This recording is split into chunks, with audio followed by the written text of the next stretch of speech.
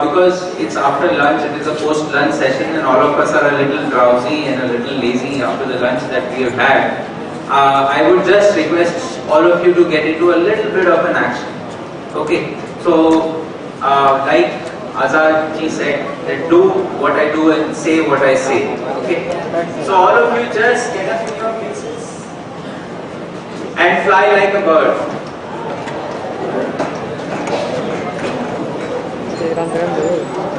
Fly, clap, fly, clap, fly, clap, clap, clap, fly, fly, clap, clap, fly, fly, fly, clap, fly, fly, fly, clap, clap, clap, fly, fly, fly, clap, clap, clap, fly, fly, fly, clap. Okay, now let me hear you whistle. Loudly, come on.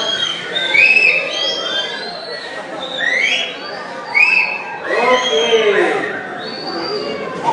Can anybody volunteer to sing a little song as you whistle? So you sing a song with your whistle. A tune with your whistle. Who is a good whistler? Yeah, please. Doesn't matter. Aajo. Sir अभी हुआ नहीं है Yeah. हाँ अभी मैंने on किया है देखा तो Alright, sit down all of you please. We have a friend who's going to sing you a song. Hopefully it's not going to put you to sleep. It won't put you to sleep. I on my myself. I'm yet to know all of the तो वही मैं देख रहा था things थोड़ा पहले के साथ रहता but then this song is Chori Chori Jab Nazare Mili. I don't know how many. So,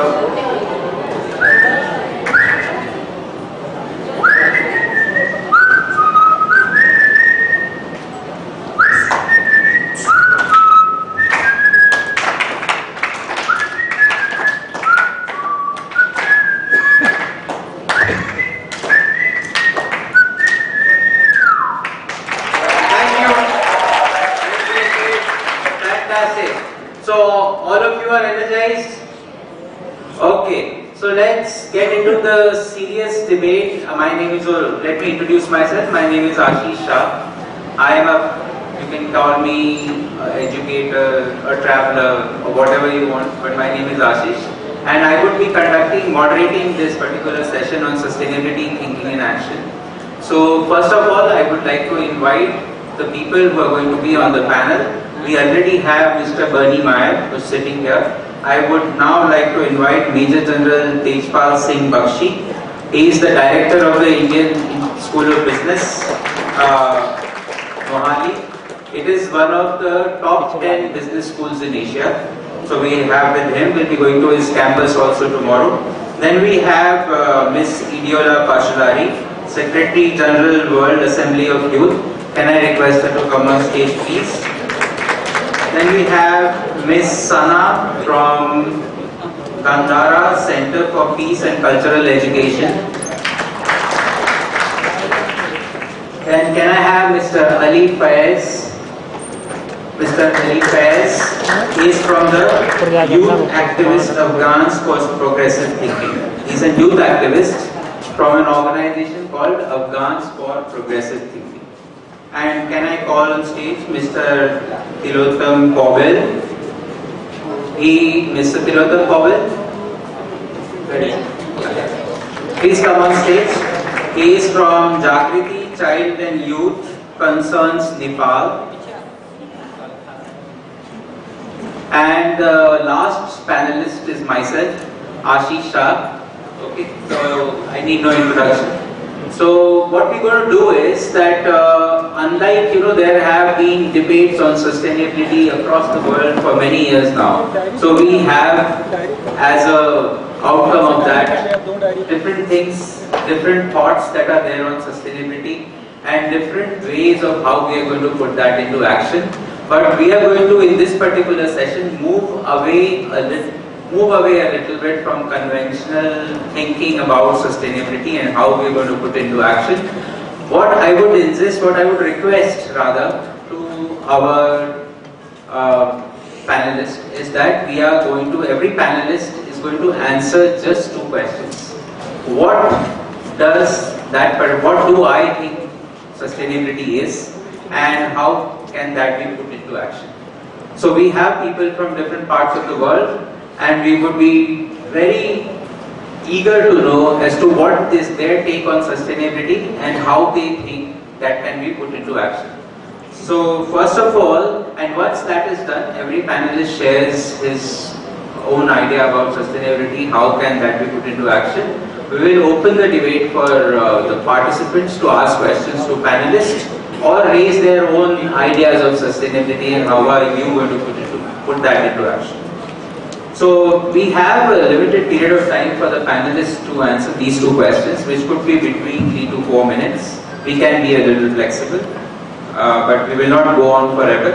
So I would like to request Major General Tejpal Singh Bakshi to start and share his ideas on sustainability.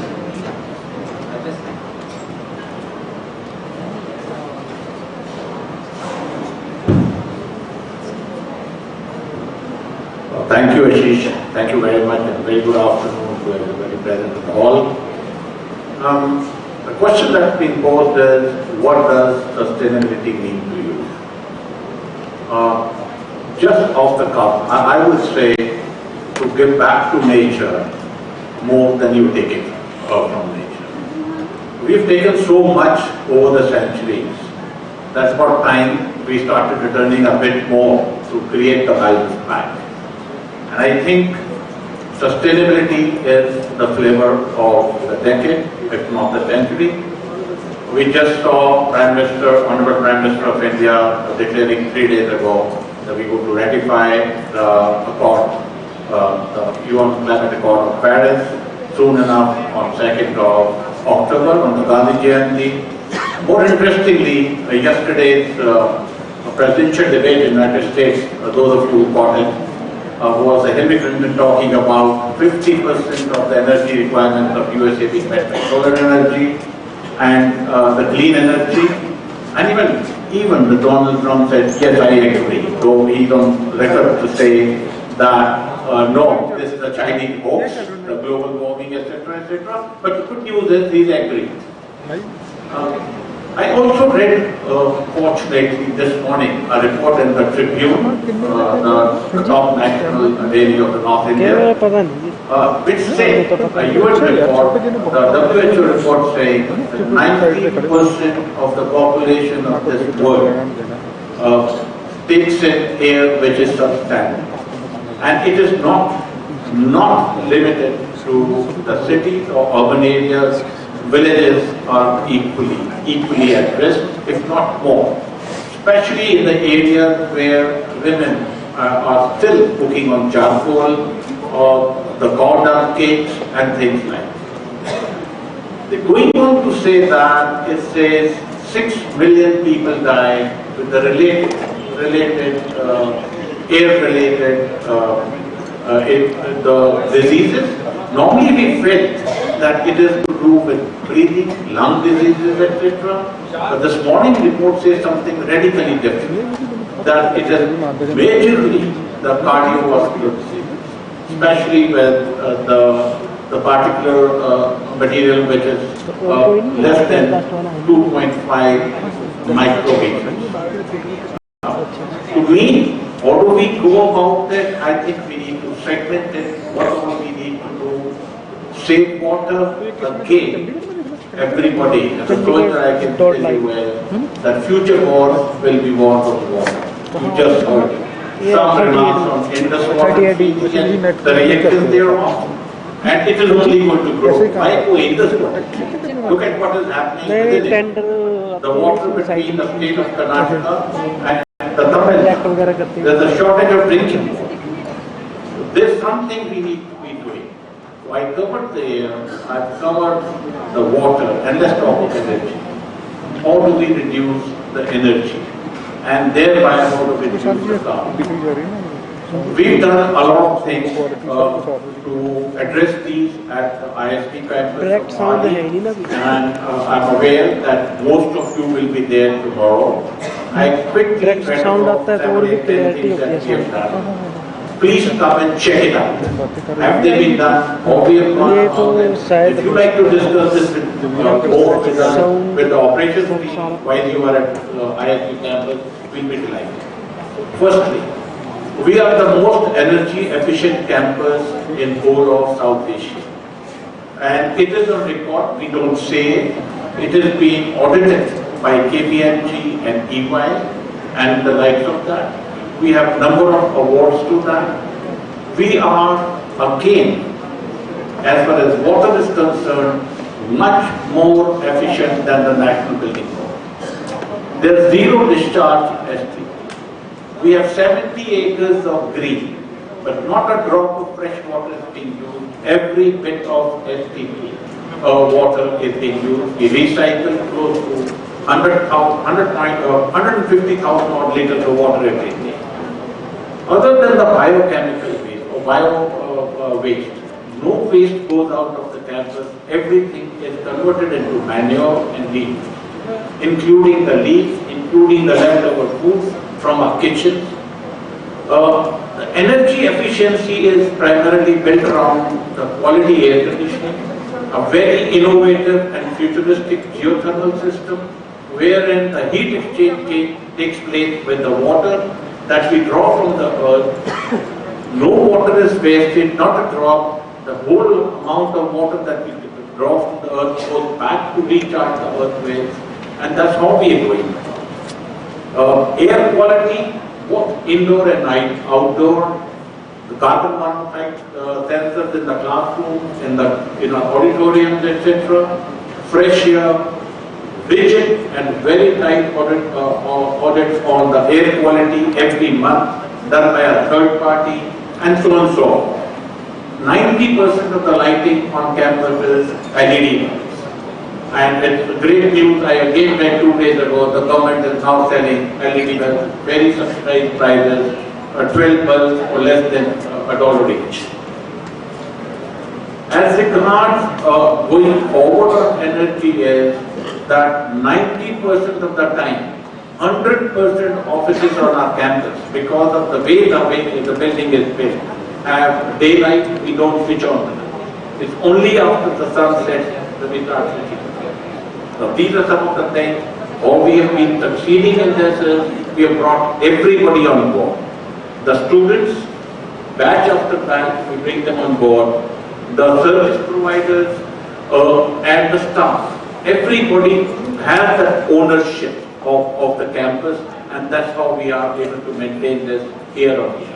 And finally, a small step that we have also taken is we adopted the nearest village school has a population of only 23 students, to bring them to campus so very often, show them what is clean, what is sustainable, what they can do in their own houses and the teachers. Thank you.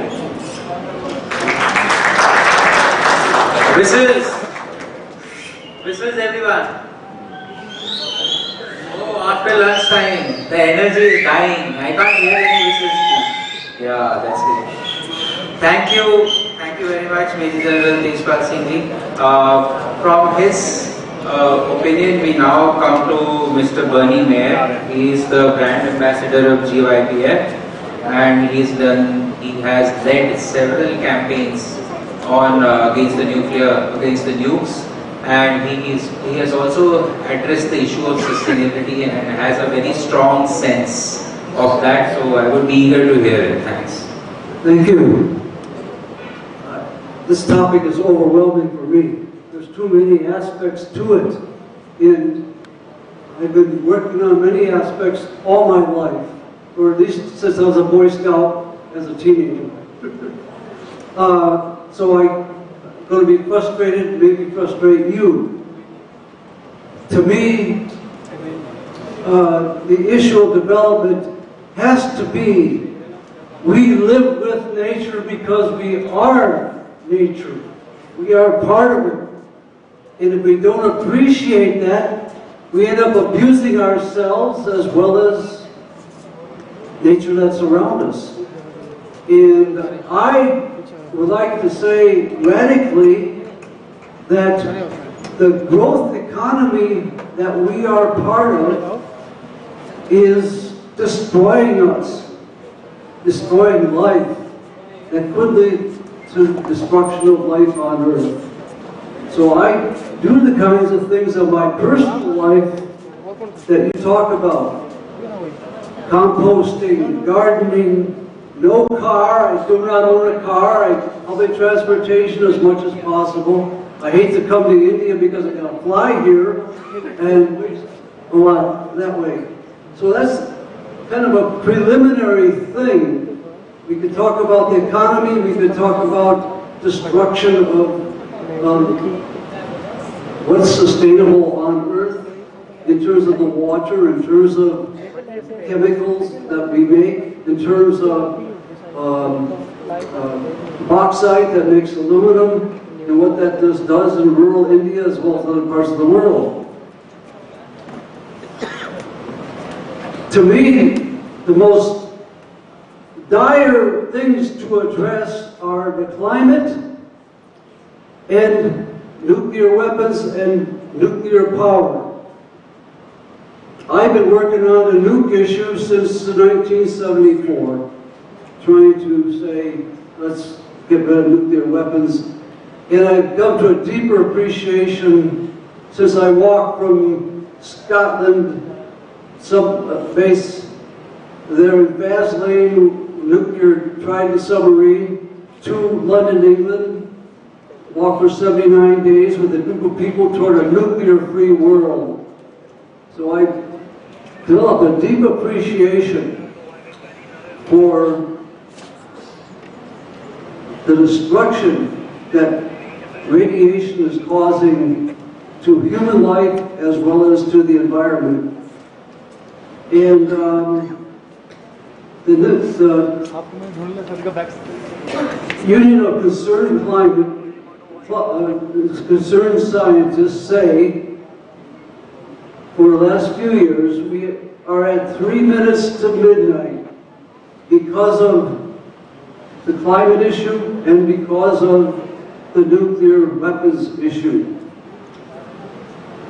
I get arrested regularly protesting the Trident submarine. Here is a picture of me with 2 others being arrested on Mother's Day weekend at Subbase Bangor in beautiful western Washington.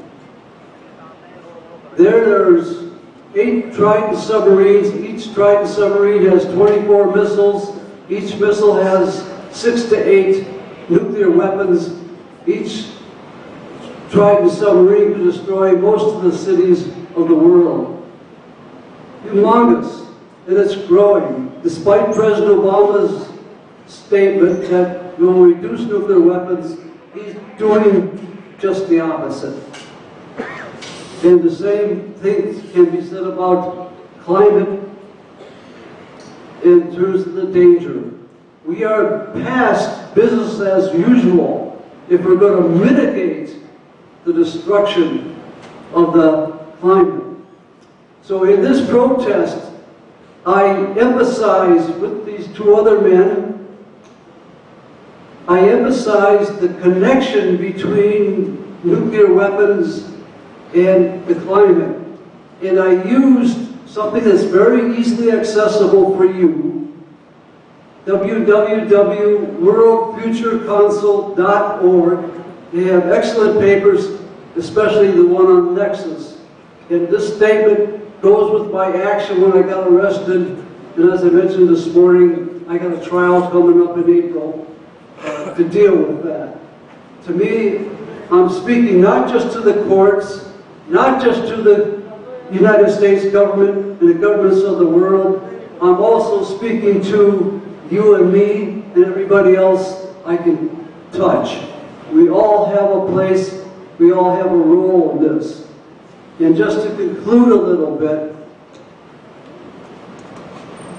the Marshall Islands, way out there in the Pacific, were used in the 1950s to test nuclear weapons. The Marshall Islands, very small islands, only a few feet above sea level, are still suffering from those tests that happened in the 50s. They are suing the nuclear weapons countries that they came in through international court or local courts to say, abolish nuclear weapons. Quit talking about it and do it. That little country. When you look at this issue of the connection between weapons, nuclear weapons, and climate, they are a prime example. The sea levels are rising. Their existence is not too promising. Probably in this century, no more Marshall Islands will exist. And they have been used to test nuclear weapons. They're still being used to test missiles that come from the United States and land there. So, as you can see, I go on about these things. I have lots of information here if anybody really wants to get into it. And I advise you to make part of your life understanding what this is all about, what you can do about it. Thank you.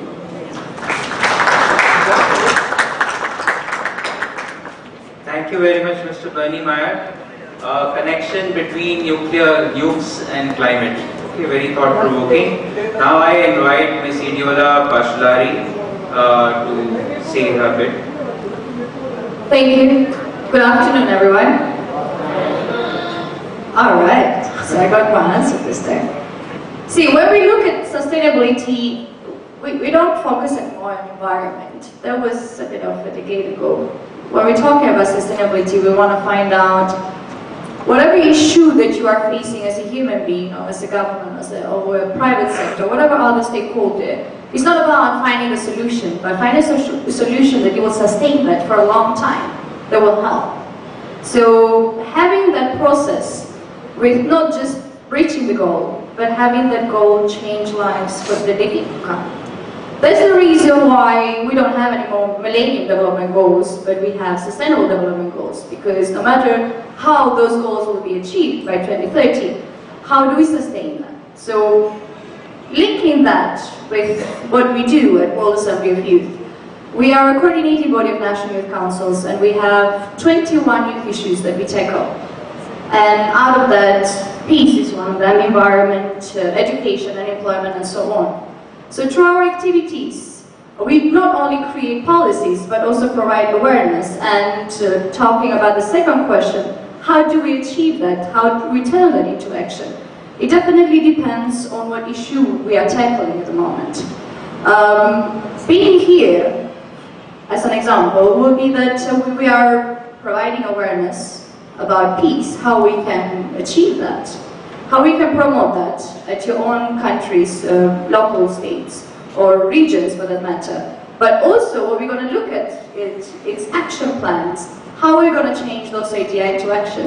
And how do we sustain that through communication and so on? So from our perspective, it's not just achieving something, but looking at the future as how do we sustain that, so that we don't have to kind of deal with that issue over and over again. So that's what will be my perspective. I thank you. Thanks, Idiola. Thank you very much. So are you all again low on energy? Stand up, please. Start flying. Wake up. Wakey, wakey. Oh, not the panelists, please. You're not sleeping, of course. Fly, fly, clap, clap. Fly, fly, clap, clap. Fly, fly, fly, clap, clap, clap. Clap, clap, clap. Fly, fly, fly. And whistles. Alright, great. Sit down, please. Sit down. Great. Okay, so now I invite Ms. Sana from Gandhara Center for Peace and Cultural Education. Ms. Sana, please. Thank you. So sustainable development, a development which is durable, sustains. For me, ignoring a bigger chunk of population, which is women and youth, is not called, we can't call it development actually. I will focus on women and youth. my brother is going to focus on youth, but I will focus more on women. We can't imagine sustainable development without the equal or active participation of women. We can't even imagine. For me, giving education to the youth, both men and women, young women and men, their active participation in decision-making processes and giving opportunities of work to them. This is what I call sustainable development. Now let's come to the point. For you, it will be a development that we are allowing girls go to school, we are allowing women to work, but we have restricted their roles. The levels may be different in Pakistan or India or somewhere else, but there are these things equally practiced in the world. How media is defining the role of women, how curricula is defining the role of women. You will see, I will give the example of India because most of the sisters and the brothers are from India, that you will see the same Garnier advertisement, the man will be shown with the boxing gloves, applying the same fairness cream. But the women will be shown in partially clothed style, giving us seductive expressions. Why? Are you selling my sexuality? Are you objectifying me? No. I'm same human being, women are same human being as men are. So why objectification in the media? Why only a consumer of kitchen products? Even celebrities being used in Pakistan and India, even in Hollywood for kitchen products. See, this is frozen meat and I'm Aishwarya, I'm selling it. I'm Madhuri Dixit. I'm Myra Khan from Pakistan and I'm selling it. I'm Aisha Khan from Pakistan and I'm selling it. I'm a celebrity, but look, I'm a woman, so I'm selling a kitchen product. So you are defining the role of a woman that she is a consumer of kitchen products. Her role is limited to the four walls of home, and even if she is educated and she's a celebrity and a working woman, she has to take care of the children, and she will be shown in the advertisement as a family, happy housewife. This happy housewife stereotype is very famous in all over the world, not only in Pakistan and India, but even in Hollywood. They are showing women. There will be no need in this, some advertisement. They will be showing a chatti of a man in the advertisement, undergarments of a man, but women will be there, partially clothed, giving seductive expressions. I don't know why. So we are limiting their roles. Same is the case with the curricula. We will show a lot of male heroes in curricula, but we will forget about the women who worked a lot. We will ask them to come to the conferences and talk about their participation. The Bernie shared his story of arrest. I was arrested, and when I was in jail, and my mother called me and said that you're a peace and social activist, and for peace and social activists, it's a kind of a pilgrimage that you went to jail. So good for you. For a while, I lost my heart there because they were showing in the breaking news, ek khatun giraftar ho gayi, woman is arrested, and they were dragging me because I was protesting on the road, we were on strike. They were dragging me on the road and then putting me on the mobile van, police van. So I felt that it was only me. And now I know that Gandhiji suffered a lot. I know that Bacha Khan, I'm a follower of Bacha Khan, Khan Abdul Ghaffar Khan, a friend of Gandhiji. He suffered a lot. But now in this panel, I'm very happy that I'm not only the one who suffered for her protest and activism. So we are here, all of us, we do a lot, as men do, as our brothers do. So we have to give the equal opportunities, we have to define their roles, we have to strive a lot for, giving a positive, normal human being role to a woman in our curricula and in our media. And this is what give a sense to the society at what women can do and what not. So this is all, and the most important thing is political participation. For me, political participation of men and women and youth is very important, because the bigger chunk of our population is youth, and specifically women. So they should be a part of the political process. They should be the active part of political process, and specifically the decision-making process. Then we will say that yes, we are going on the path of sustainable development. It is sustainable development if youth and women both be a part of this process. Thank you. So we have several points emerging here till now from the discussion. If you look at the linkage between arms and climate, like Bernie said, and several practices which could actually, practical practices which industry promotes, which can actually we can bring into our lives, the examples of which Major General Tejpal Singh ji gave, and Ideola spoke about how, sustainability is more, not only about, it's about resources, it's about management of energy, it is about equal stakeholder involvement, and how Sana says that it is also to do with equity. Not only equity within a particular sect, but equity across gender. So that also indicates towards stakeholder development. So now I would like Mr. Ali Faiz to speak about, he's a youth activist, he's from the Afghans for Progressive Thinking organization. So Ali Faiz, please. Thank you. Good afternoon, everyone.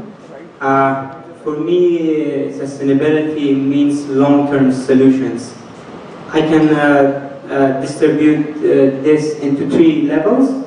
For our personal issues, for our national issues that we have in our countries, and finally for our global issues, which also some of the points Bernie has shared about that. For in personal level, what comes to my mind is that we as human beings suffer from pains, tragedies, and a lot of different things in our personal life. It affects our life. But the question is that how we can deal with these personal issues, with the pains, sufferings that we face with in our personal life.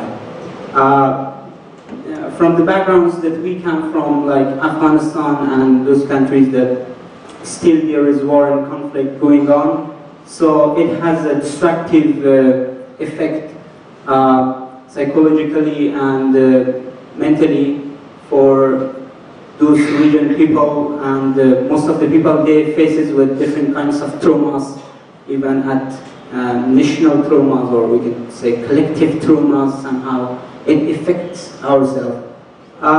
For me, one of the interesting thing is that we should honestly confront with the issues of life without skipping from the problems. Most of the people may flee from their countries and go to other countries in order to have a better life. For me, it is not the solution. The solution is within ourselves. Personally, I believe that one of the things about human which makes us different from other creatures of this world is that human being is potential, and we are an unlimited potential and capacities.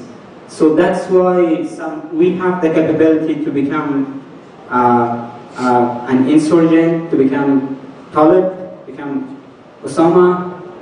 From other side, we can become Gandhi, one of the greatest examples that we could talk about it, and we could refer to those immaterial or incorporeal aspects of ourselves, our beings.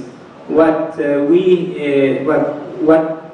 things that takes the obstacles of the growth in human being is that we are not just a biological creature. We have a soul, and it opens various and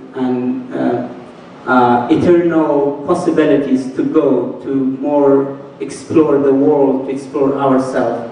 to be a traveler in virgin lands of cognition and wisdom.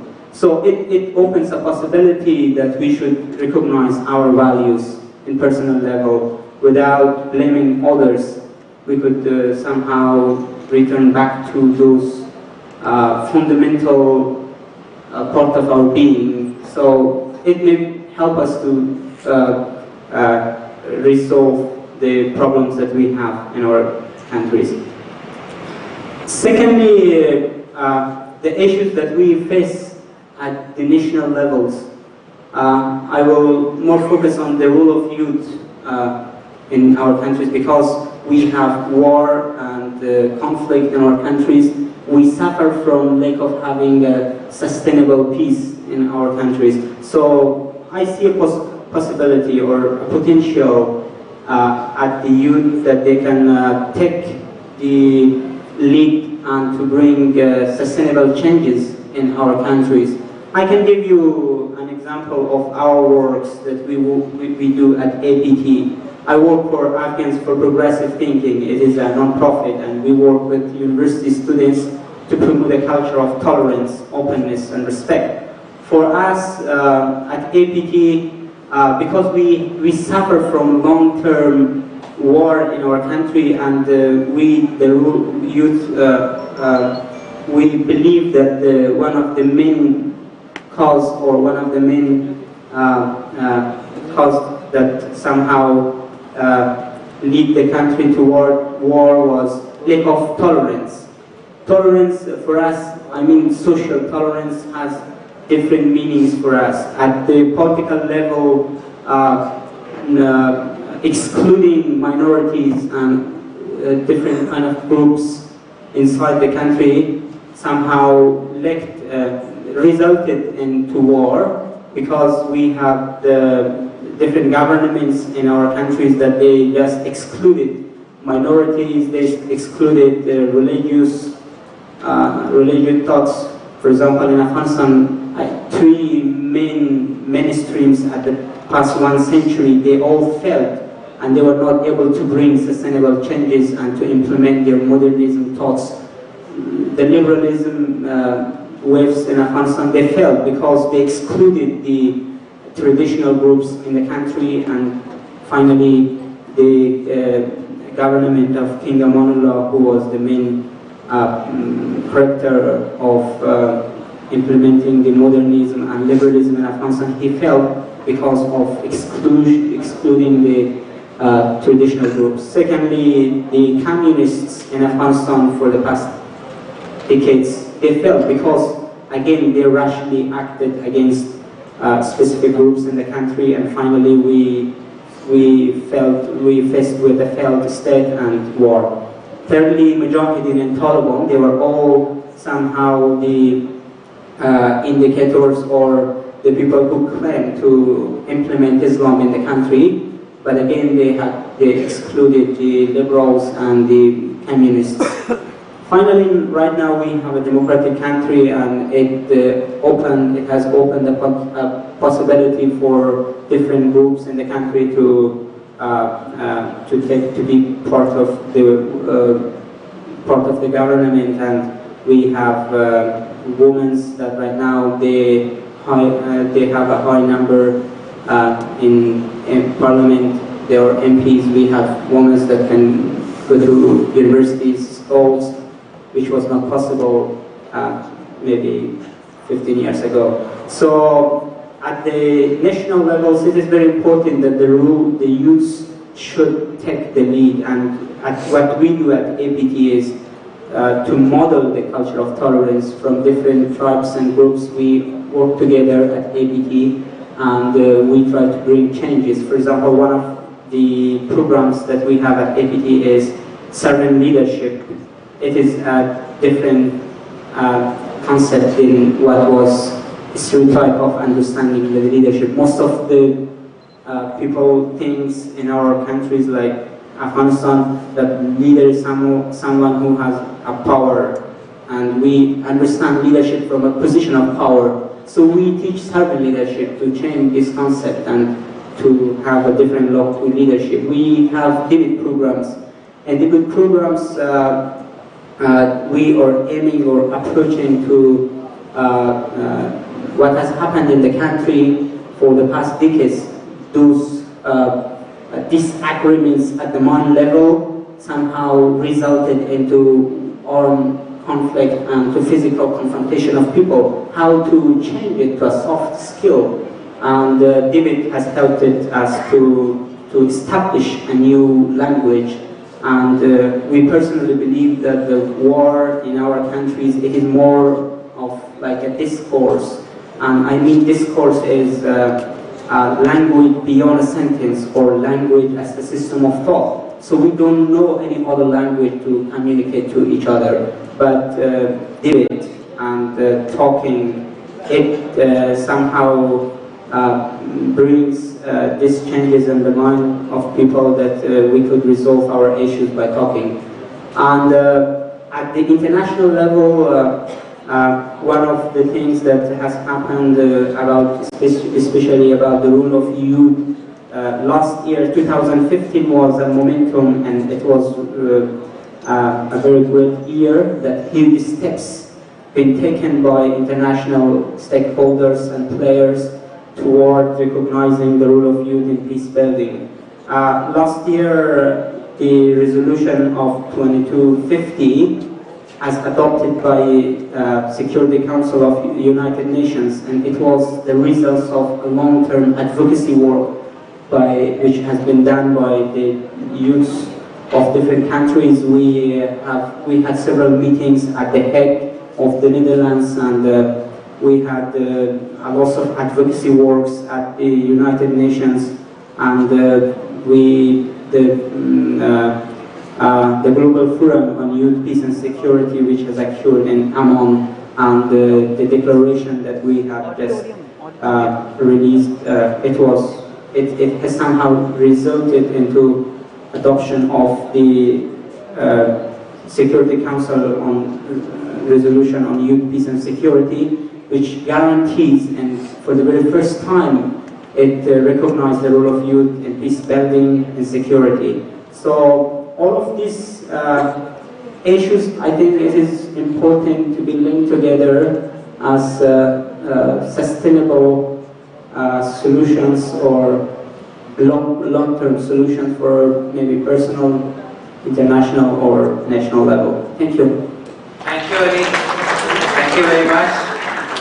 And last, I'll invite Mr. Tilottama Pavel from the Jagriti Child and Youth Thinking, Nepal. Good afternoon, everybody. I think there is no any university agree on the definition on the sustainability. A process of the changing which the exploitation of resource, the direction of the investment, orientation of the technological development and institutional change are in the harmony and enhance both current and future potential to meet human need and expectation. So other thing is sustainability is something everyone can work toward, whether it is picking up the garbage you see on the street of boycotting, that is practice and environmental harmful business method. So we all can make a defense. Without peace, without youth, not possibility of the sustainability. Thank you. Great, so there are several points of view, several ways how people look at sustainability which have been put forth to you people by the panelists. So now I would invite participation from the audience if you have any questions, or to the panelists, to a particular panelist also, that is fine. Or if you have your own take on sustainability and how do you think it can be put into action, that is also welcome. So we have about 15 minutes to do that. No, but 20 minutes. Yeah. So is there anybody who wants to ask a question? Yes, please. Yes.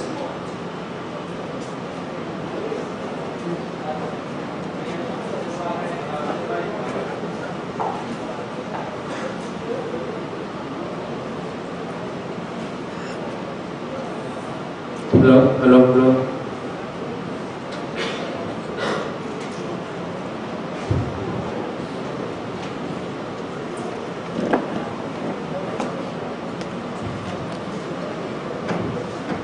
Hello everyone, I'm Alvina Jadhoon from Pakistan, and my question is for Bernie Myers. I really like what you said about removing music from the world and being aware about climate change. But I would like to know that, as you must be aware, that the world or the global politics follows the realist paradigm. And as long as it does that, Machiavellian politics will always stay. Power will always be the factor that governs everything. So for peace activists like us, how would you encourage us to work so that we can actually see a change in the global world? Thank you.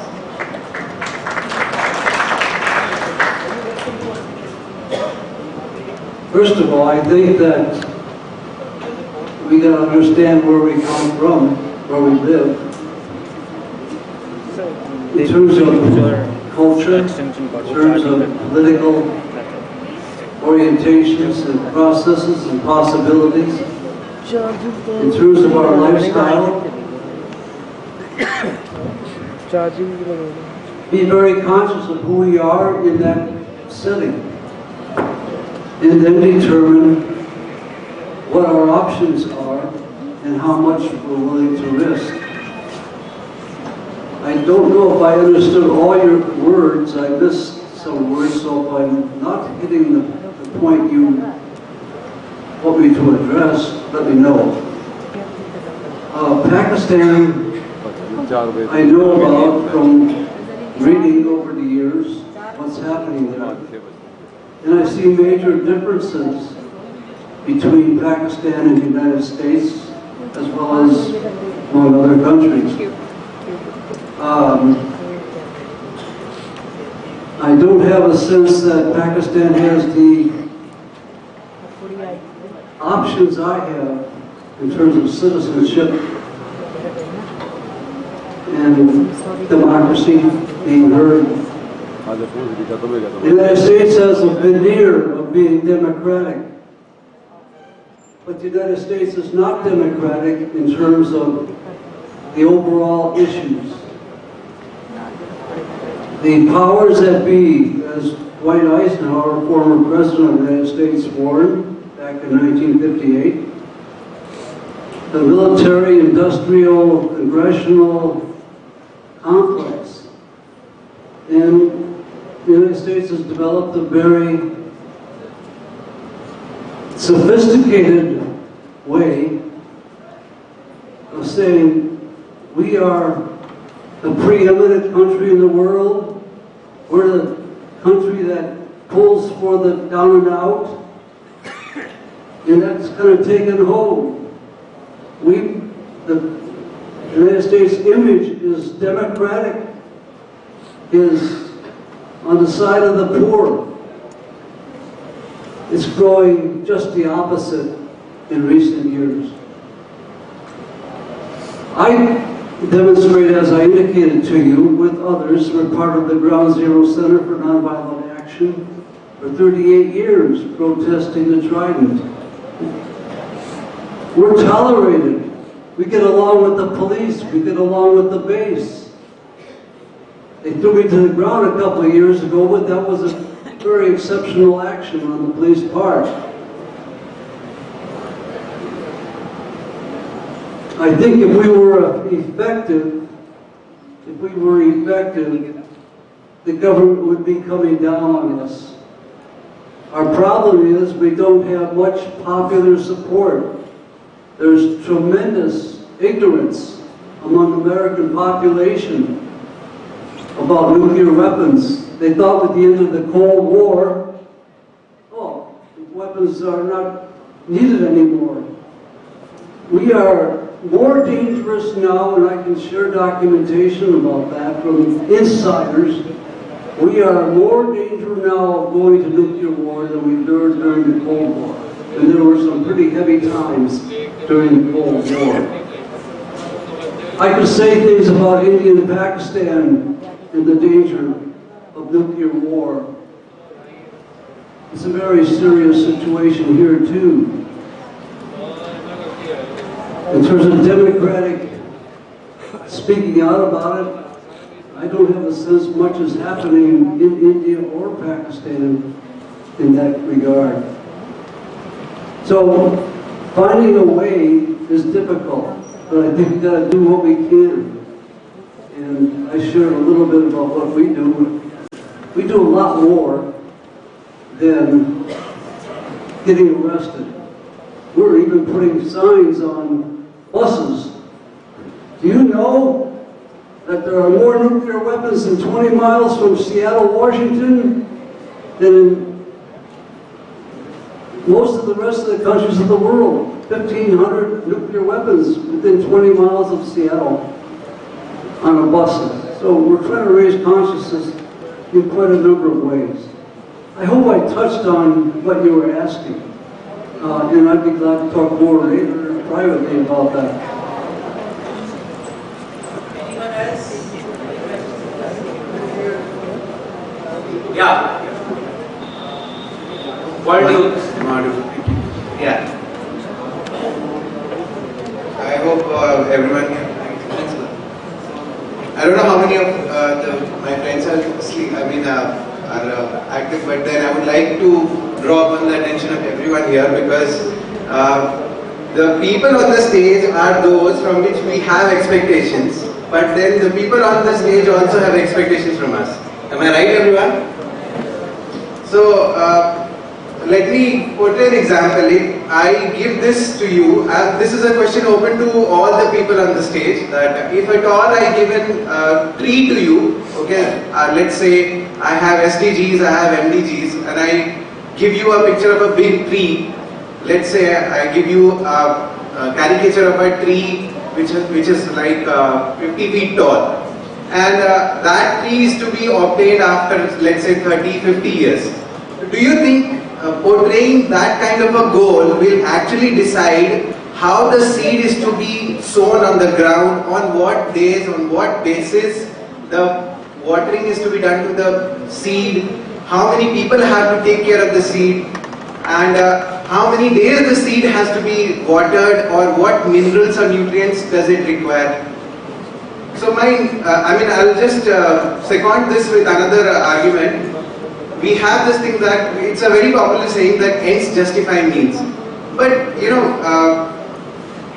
here there's something else happening when we are talking about sustainable development. It's like our means are going to justify our ends. If at all we ignore, we'll face it later.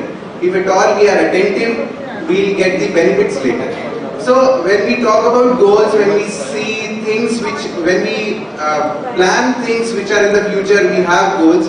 Whether be it for terrorism, whether be it for a very beautiful green environment, whether be it for women objectivism, there are certain things which have gone way too under our mentality, the common mentality. I mean, women objectivism has gone into the roots of profit-making organizations. So there are lots of things which have jammed our roots. And then we are given the goals, we are given the caricature of the tree, and we are not given the means. So, I mean, when would that happen, that we are given the small first step, the baby step that we need to sow the seed and give the water to the seed, next give the actual minerals, that had to be talked upon, right? I mean, that is what my question is to you all. Why are we more concerned about the goals and less concerned about how the seed is to be sown first, or even an initial step, which seed is to be sown actually? Thank you. Can I have your name, please? My name is Gitesh. I'm from Delhi. Okay. Yeah, please. It is an introduction, please. That's a terrific question. Thank you for asking. Triggering I do not believe that means available should enable you to take the lead. One. Two, I don't think youth of today needs to be told what to take from the lead. You know it well, you know it better. It has to come from within. Nobody needs to teach the youth of today.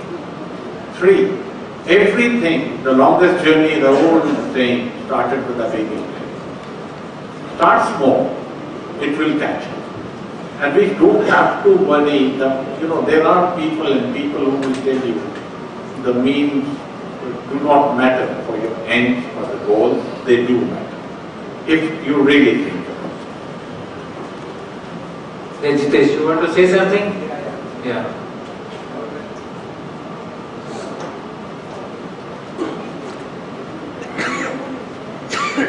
Hello. You said we don't have, there's no need of a baby step and the youth is all in all in itself. But then, I feel that we are the people, we are the toddlers.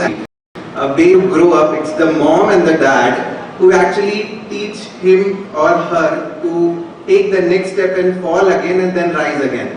Without that particular steps of the parents or the guardian, Without that support actually. So when I'll together club it with another example. If the seed is actually present amidst all the other plants, the supply of nutrients is very rich to it. But if you leave it in a barren land, anyhow the seed's growth will be a destructive one. So the seed, before even coming out of the ground, the seed will be destroyed inside itself if you don't have plants around it to support it for the nutrients. I hope I'm making my point clear.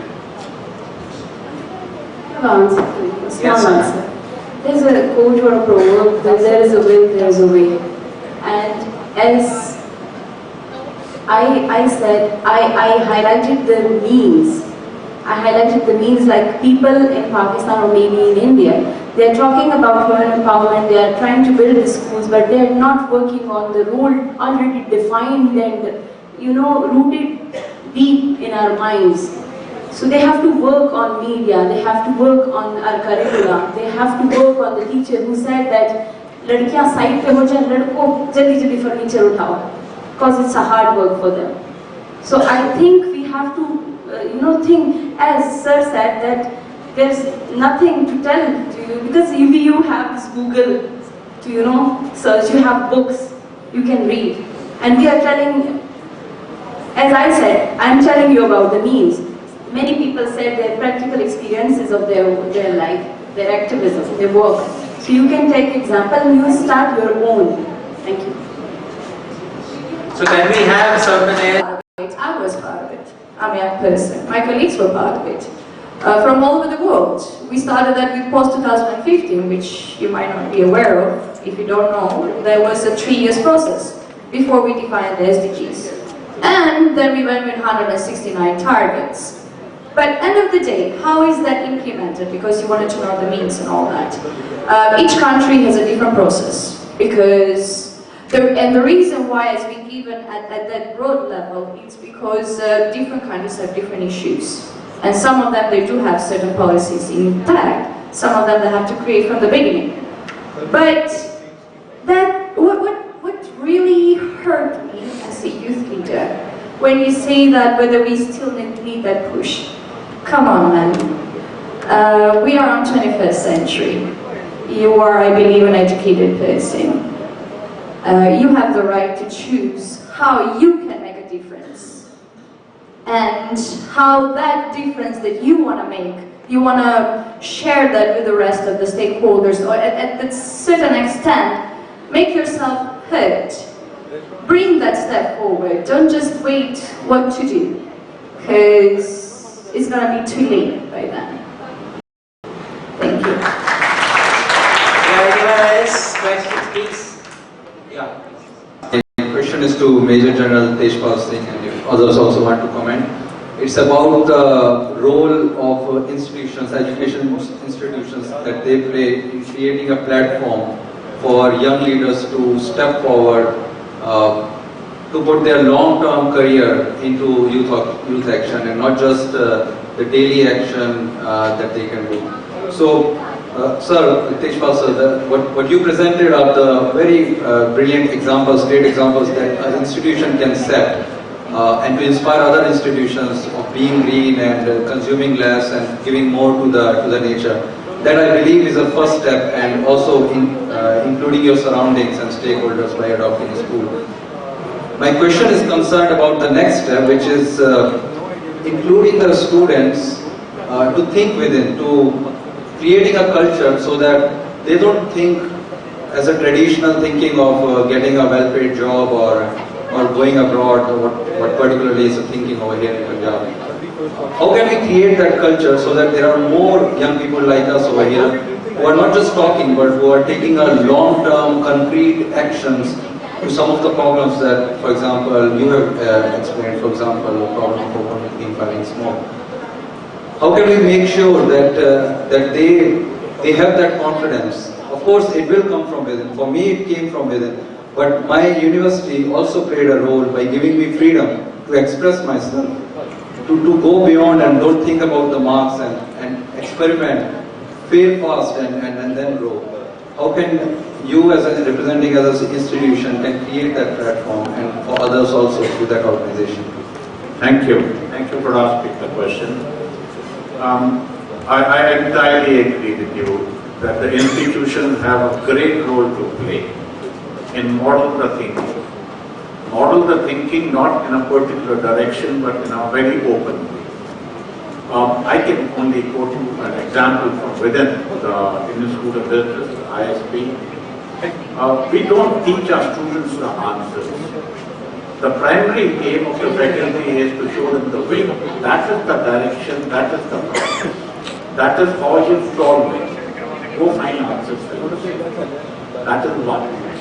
The second is, post they are moving on. Again, it is both at the conscious and subconscious level. You get at the people you work with, not necessarily students, let's say. And both at the conscious and subconscious level, work at what is excellence, what needs to be done. It is not in a formal class where the students have to be told, don't look for a job, go create wealth, become an entrepreneur, create job further. But if I take a class in a lecture, it won't sink. It is an informal sitting over a lunch with the faculty or talking to some alum who are done this. And we are very lucky at ISB that out of 7,000 alums in a 15-year journey so far, almost 500 are. So the point is, the culture is built over a time. Culture is built over a time when you get excellent people together. Talk about students, talk about faculty, and you give them the environment of learning that nurtures the new idea. And that it automatically one thing leads to another. They see an alum, they talk to an alum, they like what you do it. But like I said, start small. A lot of people start small. Everybody is not going to come get $4 million to start big business. Thank you. You were talking about education. What a lot of people tend to mix up is that education is only what you learn in university or formal education. What you are doing here today or for the next few days, there's going to be non-formal education.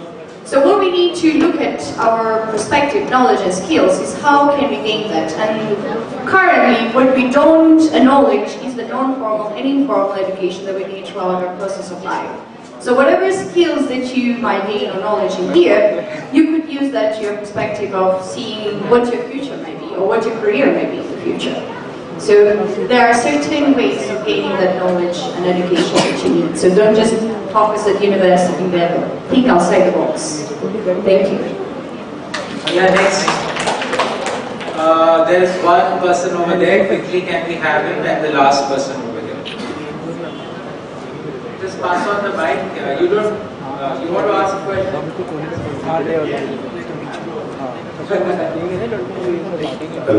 I see you are also there. Oh.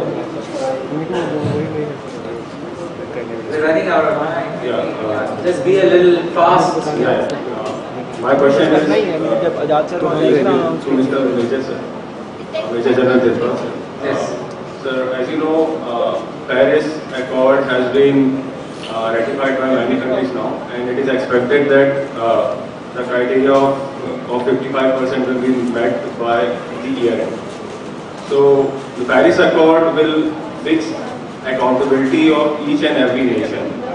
And so basically each and every country will now have to do its bit in reducing their emission rate. Do you think that in order to achieve that, the accountability, each nation must fix accountability at individual level to its citizens and to its household? We already have accountability for corporates that you have to follow certain law, we have accountability of each and every organization, but do you think that right now is the time to fix accountability at individual level and at household level? So that is first part of my question, and second part is in order to take some concrete concrete steps. Some countries might have to take steps like they might have to ban certain items. They might have to increase tariff of certain items which causes pollution. So things are like that can sometimes come in conflict with the laws of WTO.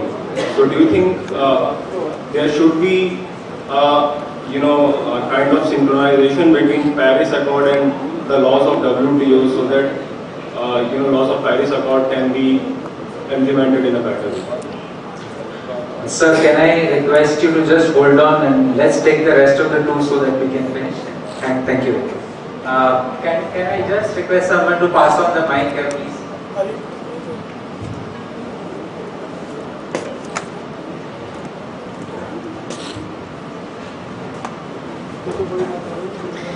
Hello to everyone, this is Almas from Afghanistan. I don't have exactly question, just I want to add something and I want to say something to my friends and those who are on the panel. One thing I want to mention to you, my friends, some of you told us that we need someone to push us or something like this. I'm sure most of you that you're here, you're leaders. I'm sure you're working with organization with the different teams of youth, students and something like that. Now everything is ready. Everything is ready for us. Just we need to start to use of them. I live in Afghanistan and I live in a village that most of the girls, I can say that all of them, they're not allowed to even go out of their home. They're wearing something, I think you heard that name, that's called bogra. They're wearing that one. They cannot go to school. They cannot do anything. But from there, I finished the university. Now, from there, I'm here with you because I myself made this way for me. I myself decided that I must do this one. Sometimes I stand in front of my family. My father did not allow me to go out. My brother, my mother also. So, just I want to tell you that you say these things to your friends, to your family, to your neighbors, to all those people who are around you. That now we are the leaders. We are the leaders of future. The future, the world will be in our hand and we will do everything. We will decide that this go from this way or that way. Now, we don't need anyone to push us. We don't need anyone. We can do everything. Just alive the people. Alive their mind. Alive their body. They can do it. If you do not alive me, if you push me, sometimes you are not here. So what will I do? I will stand on my side. I will stand on my place. It's time to me do everything for us, no one else. Thank you so much. That's it, the last one, sir. Yeah, on this one. Last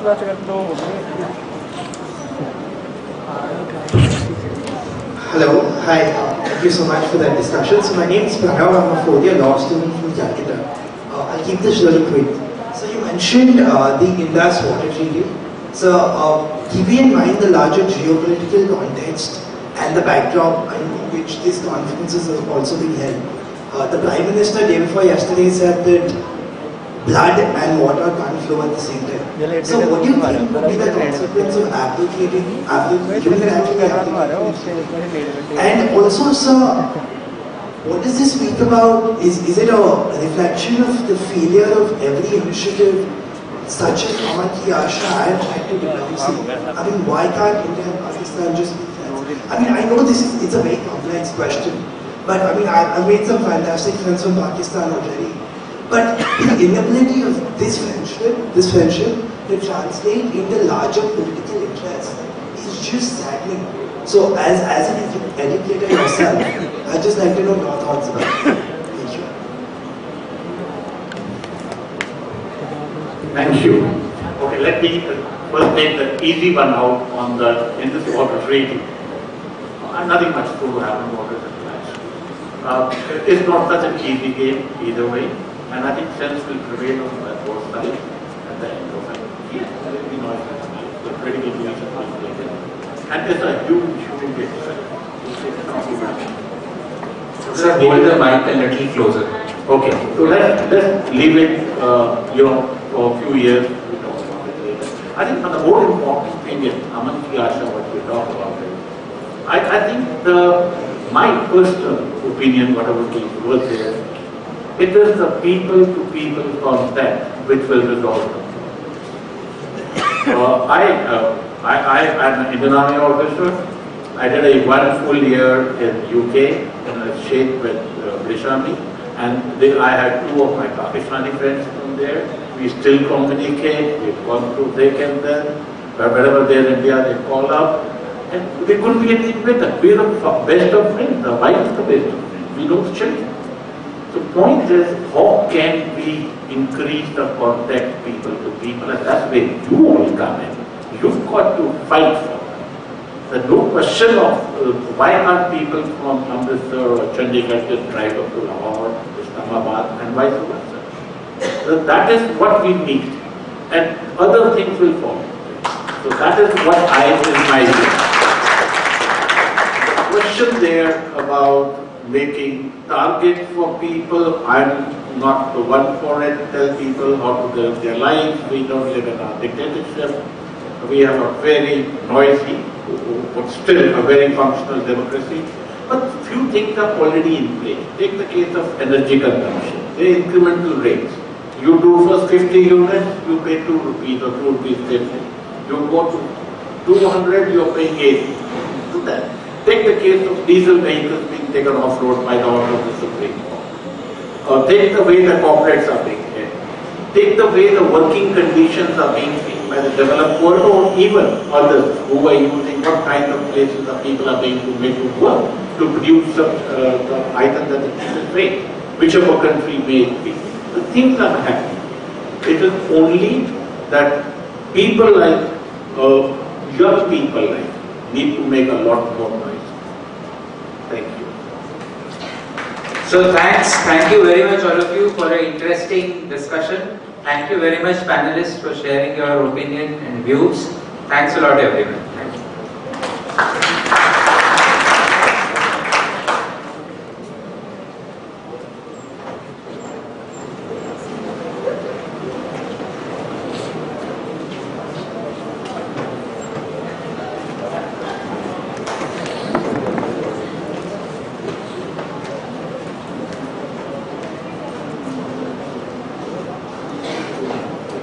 Few announcements.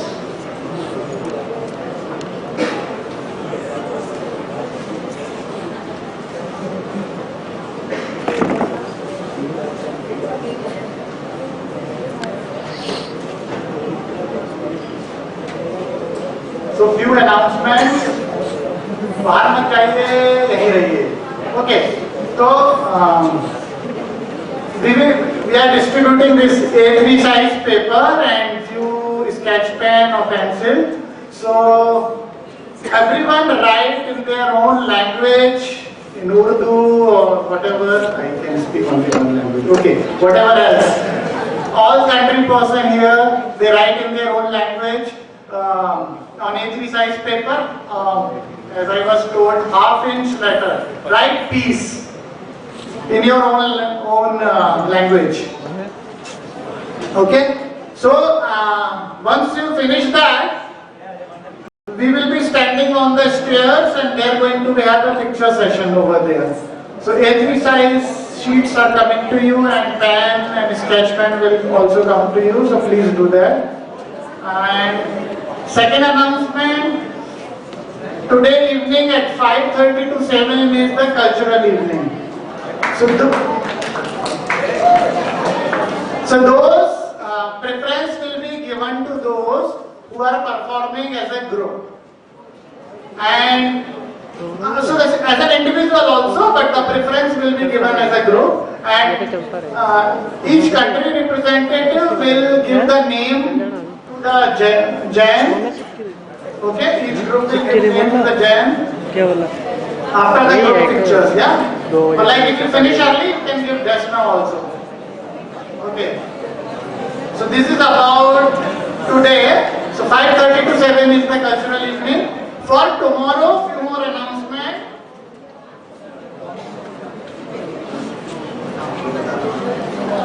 Tomorrow morning, you need to, whatever time you sleep today, tomorrow morning you have to get ready at 5:45. And then we will be going to some village and forest. Village and forest means village or forest. Okay. So 5:45, get ready, and then tomorrow, when you will come back around 7, you have 8 to 9 time for breakfast or bathing, whatever. By 9 o'clock again we will leave by bus to the venue, which is different tomorrow. Okay, so tomorrow 5:45, get ready and ready to leave.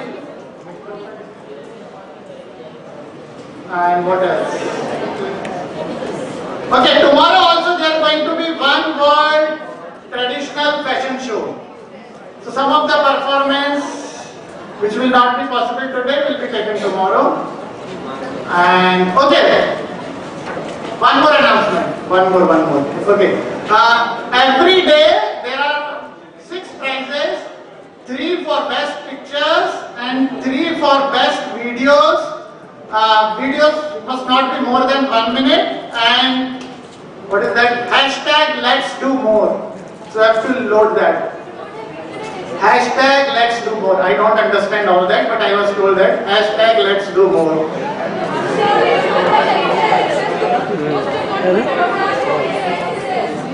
Can you come and ask that?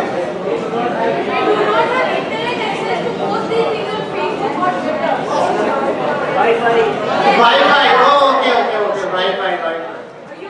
I don't know that. Okay. We will share it better.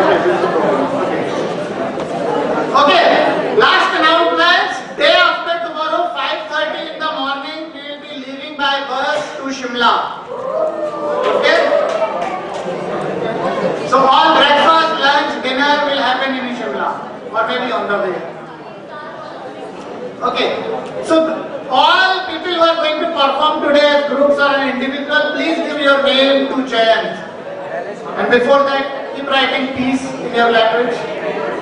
4 o'clock there is a picture with this peace. Okay? Whole group. Thank you.